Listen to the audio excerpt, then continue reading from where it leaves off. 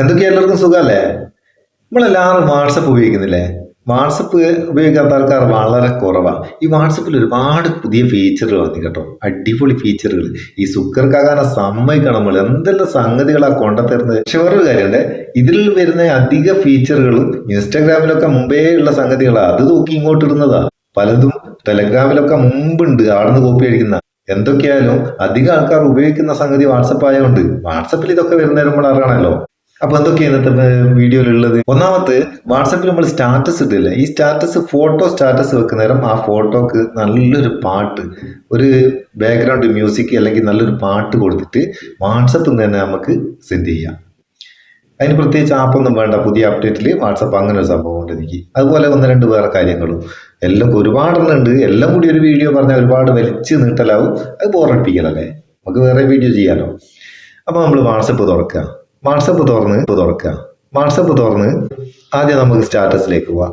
സ്റ്റാറ്റസിൽ ഞാനൊരു ഫോട്ടോ എടുക്കുകയാണ്.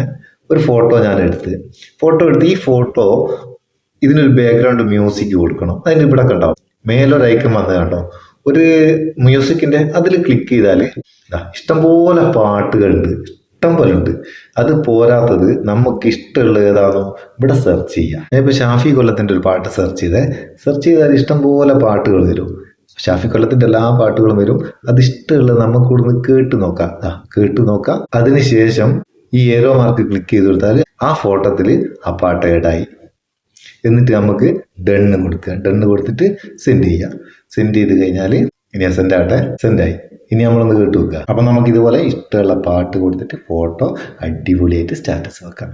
ഇനി രണ്ടാമത് കോളില്ലേ, ഈ കോളിൽ ഡയലർ വന്നെങ്കിലേ നമ്മൾ കോളിലേക്ക് പോവുക. കോളിൻ്റെ ഭാഗത്തേക്ക് പോയിട്ട് ന്യൂ കോഡ് ഇട്ട് കഴിഞ്ഞാൽ ഇവിടെ കോൾ നമ്പർ കാണും. ഇത് കൂടെ നമുക്ക് വാട്സപ്പിലുള്ള ഒരു നമ്പർ എൻ്റർ ചെയ്തിട്ട്, സേവ് ചെയ്യാണ്ട് എൻ്റർ ചെയ്തിട്ട് അതിലേക്ക് കോൾ ചെയ്യാം. പക്ഷേ മെസ്സേജ് അയക്കണ്ടേ, അതിനെന്താ വഴിയിൽ ജസ്റ്റ് ഒന്ന് കാണിച്ചു തരാനാണ്. ഒരു നമ്പർ നമ്മൾ ആഡ് ചെയ്യുമ്പോഴേക്ക് ഇവിടെ ഒരു ഐക്കൺ വന്നു കേട്ടോ. ഈ ഐക്കണിൽ ക്ലിക്ക് ചെയ്താൽ ഡയറക്റ്റ് വാട്സപ്പിലുള്ള നമ്പറാണെങ്കിൽ അതിലേക്ക് ചാറ്റ് ചെയ്യാം. വാട്സപ്പ് ഇല്ലാത്ത നമ്പറാണെങ്കിൽ നോർമൽ മെസ്സേജും കൊടുക്കാം. അടിപൊളിയല്ലേ? ഇനി വേറൊരു ട്രിക്ക് കാണിച്ചു തരാം. അപ്പോൾ ഞാനൊരു ചാറ്റ് ഓപ്പൺ ചെയ്ത് നമ്മളിവിടെ കുറേ ടൈപ്പ് ചെയ്യുന്നേരം, വാട്സപ്പിലാണല്ലോ നമ്മൾ അധികവും ടൈപ്പ് ചെയ്യുക.